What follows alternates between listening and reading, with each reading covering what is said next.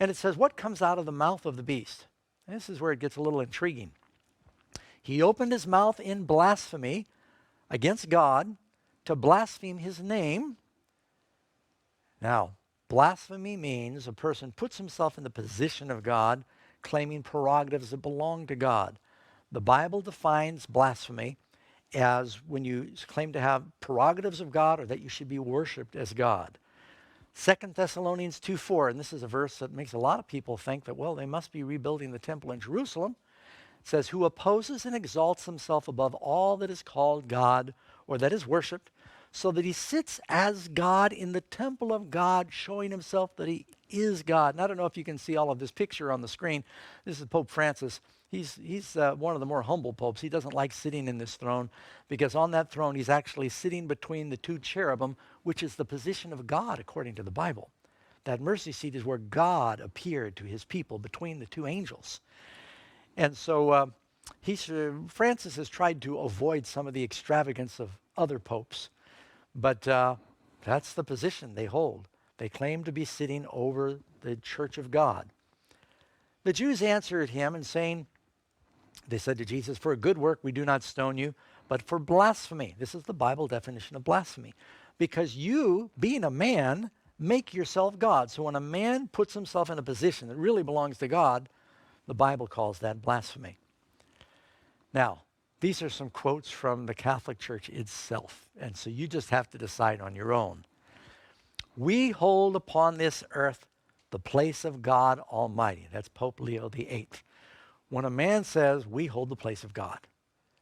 When people go and they bow down and they kiss the hand or they kiss the foot of a person, that starts looking like a person is being deified. I don't think any man should be treated like a god. Jesus said, I've come among you as one that serves. Jesus said, if I've washed your feet, you ought to wash one another's feet. So Christian leaders ought to really be taking positions of humility, not trying to be conspicuous and adorned with gold and pearls and costly array. And the scribes and the Pharisees began to reason, saying, who is this who speaks blasphemies? Who can forgive sins but God alone? And they were right. According to the Bible, only God can forgive sin. Now, they had a problem with Jesus because they did not respect that he was God. Jesus said, I can forgive sin. The Son of Man has power on earth to forgive sin. That's Mark chapter 2. So one of the criteria, it says the beast power would speak blasphemy, is it would claim the prerogative to be able to forgive sin as well. Let's find out if that's true. This is from the book Dignities and Duties of the Priest, volume 12, page 27. God himself is obliged to abide by the judgment of his priests, and either to pardon or not to pardon, according as they, the priests, refuse or give absolution. The sentence of the priest proceeds, it goes first, and then God must endorse it, subscribe to it. It's basically saying the priest deciding who is forgiven, and then God has to go along with the priest. That is blasphemy according to the Bible. When a man says, I've got the power to forgive sin. Only God can really forgive sin. How long would this first beast rule? Gives us a time period. It says, and power was given unto him to continue 42 months. Now we learned from an earlier study that in prophecy, a day equals a year. The legally recognized supremacy of the Pope began in 538. Make a little note of that date. 538 AD, when there went into effect a decree of the Emperor Justinian, making the Bishop of Rome the head over all the churches. See, it was a Roman emperor that made this decision, not God. A Roman emperor says, I want the authority of the church to be a little closer where I can keep a hand on it. I don't want it at some council in Jerusalem or somewhere in Alexandria. I'm moving headquarters here, and I will appoint the Bishop of Rome is going to be the new head of the church, and I'm going to give him an army to enforce his edicts. And that's what happened. And the definer of doctrine and corrector of heretics, and that was all set up by a pagan Roman emperor, not by the church. Vigilius ascended the papal chair in 538 AD under the military protection of Belisarius. And this is exactly when it happened. So mark that date, 538, it really became a religious political power and things changed. What happened to the beast after 42 months? Now, day in year, by the way, there's a number keeps showing up in prophecy. You find it in Daniel, you find it in Revelation, you find it in Kings, you find it in the teachings of Jesus. It's 3.5 years. The reason is 7 is the perfect number for God. Half of 7 years is 3.5 years. 7 is a perfect complete cycle. 3.5 is an interruption, a cutoff. It represents in the Bible persecution, trouble, something happens.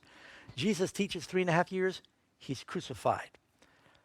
There's 3.5 years of Elisha, and then it tells us that fire comes down from God out of heaven in that time period.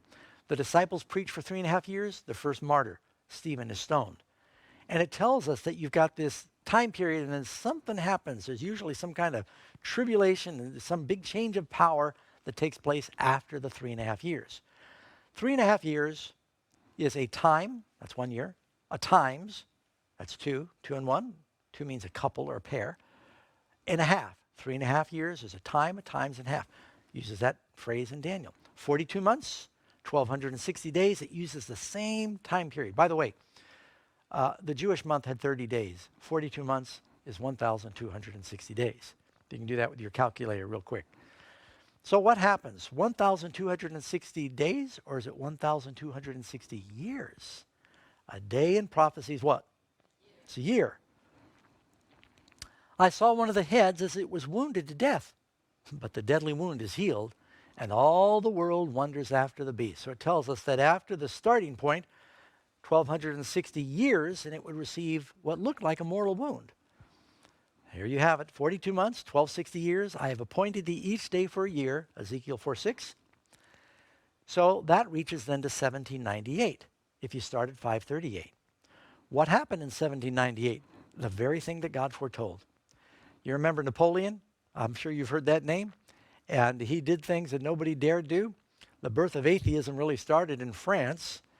And it says in 1798, he, Berthier, made his entrance into Rome. They used the murder of a Frenchman in Rome as an excuse. He abolished the papal government. For the first time in 1,260 years, they lost their authority. And he established a secular one.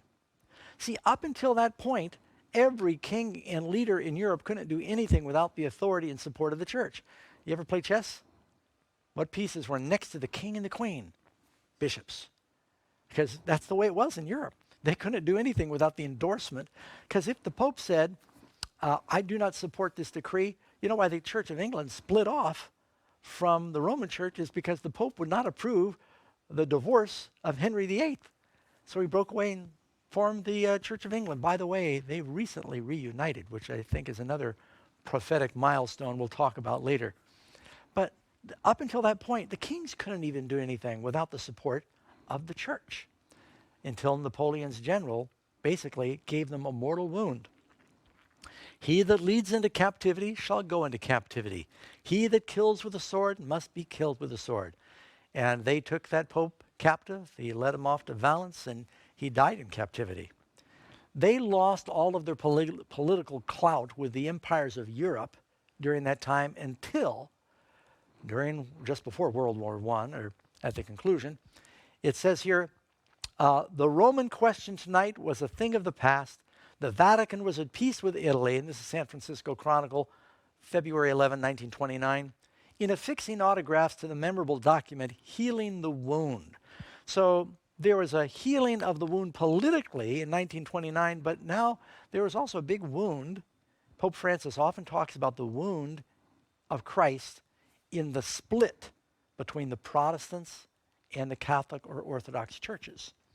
And you know what's happening now? Francis, more than any other pope, is committed to healing that wound and reuniting with the Protestant churches so that we have shared communion. And this is something that is foretold in prophecy. And he uses the very language, healing the wound, healing the wound. It's the language from the Bible. The deadly wound was healed, and all the world wondered. We read in Revelation chapter 13, verse 3. The papacy has gained worldwide influence, prestige, and prominence. Back in 2015, when Pope Francis came to the United States, he went to all the places where we had the capital of our government. New York City, that's where our first capital was. Philadelphia, Washington, D.C., went to the United Nations. He addressed the joint session of Congress. This started out at one time, it was a Protestant country, things have really changed. Do you know, it used to be there were only Protestants on the Supreme Court. Now there are no Protestants on the Supreme Court. Things have really changed. And as of this broadcast, looks like we've elected a Catholic president. I think we're entering some very interesting and exciting times prophetically, friends. So is the beast